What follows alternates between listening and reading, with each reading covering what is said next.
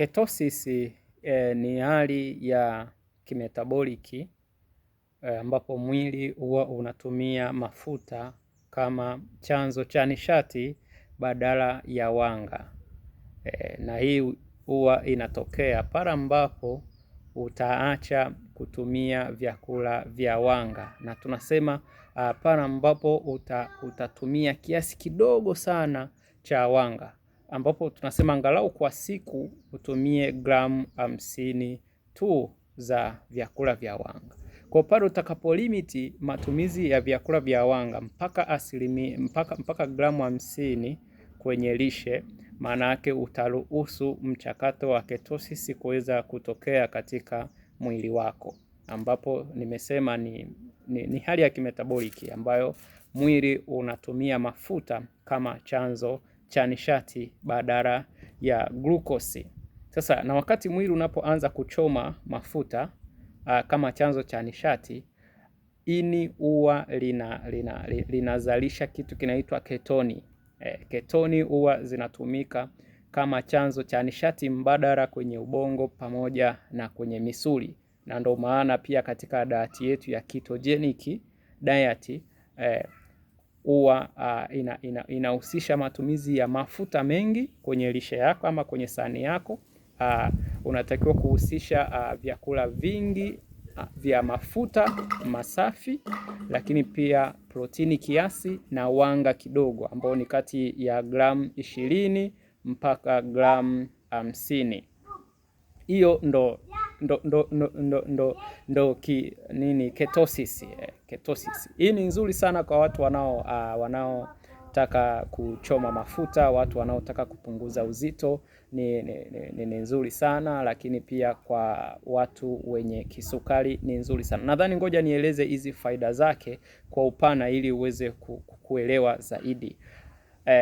Faida mojawapo ya ketosis ni kupunguza uzito kwa haraka, kwa sababu mwili unachoma mafuta badala ya wanga, hivyo mafuta machafu kwenye mwili yataondoka, lakini pia mwili utapungua uzito. Kama ulikuwa na kitambi kitaanza kuondoka, kama ulikuwa na manyama uzembe yataanza kuondoka. Hii ni faida mojawapo kubwa ya ketosis, na hii ni ndo kitu kinachowafanya watu wanaofanya intermittent fasting kupungua kwa haraka ama kupunguza uzito kwa haraka sana kuliko program nyingine zote za kupunguza uzito. Lakini pia faida ya pili ni kudhibiti kisukari, na hasa hapa tunazungumzia kisukari aina ya pili, kwa sababu ketosis huwa ina limiti sukari kwenye damu kwa sababu ya kutokula vyakula vya wanga na sukari kwa wingi. Kwa hiyo sukari itapungua kwenye damu, na sukari ikipungua kwenye damu tayari kisukari itapona. Lakini pia huwa inaongeza unyeti wa homoni ya insulini. Kwa hiyo hii homoni ya insulini huwa inahusika na masuala ya kubalance sukari. Kwa hiyo sukari itakuwa normal, na utaweza, kama una tatizo hili la kisukari, kwa kufanya mwili uingie kwenye ketosis, utaweza kumaintain sukari yako bila hata kutumia dawa. Lakini pia ketosis huwa inaimarisha afya ya moyo. Unapochoma mafuta kama chanzo cha nishati, manake unaruhusu kuondolewa kwa mafuta mabaya kwenye moyo, lakini pia kutengenezeka kwa mafuta mazuri, hivyo mishipa kusafishika, cholesterol mbaya kuondoka na kadhalika. Kwa hiyo inaimarisha afya ya moyo, lakini pia inashusha pressure kwa watu wenye tatizo la pressure ya kupanda. Na faida ya 4 ya ketosis, huwa inaongeza nguvu na uwezo wa kufikiri. Kumbuka nimesema mafuta yanapoanza kuchomeka kama chanzo cha nishati kwenye mwili, ini huwa inazalisha ketoni. Ketoni huwa zinatumika kama chanzo cha energy, chanzo cha nishati mbadala kwenye ubongo. Kwa hiyo ubongo unakuwa active, lakini pia mwili unakuwa na nguvu za kutosha. Hawezi kupata athari za magonjwa mbalimbali, wala huwezi kushambuliwa na magonjwa mbalimbali. Wala ambao tumekuwa kwenye program mbalimbali za ketosis, autophagy, wanaelewa. Lakini pia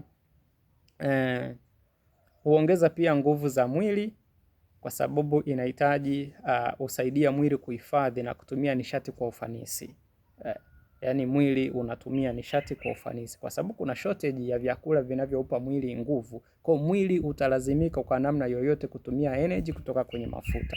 Kwa hiyo utatumia hiyo energy kwa ufanisi wa hali ya juu. Lakini pia ketosis inasaidia kupunguza inflammations zozote, uvimbe kwenye mwili, uvimbe wa aina yoyote ile. Kama una uvimbe kwenye kizazi, una uvimbe tumboni, uvimbe wa aina yoyote ile, uexpose mwili wako katika ketosis. Lakini pia ketosis husaidia kudhibiti saratani. Kama una saratani ya aina yoyote ile, seli za saratani huwa zinakuwa pale zinapopata sukari, pale zinapofyonza sukari, ndo huwa zinakuwa na kuongezeka.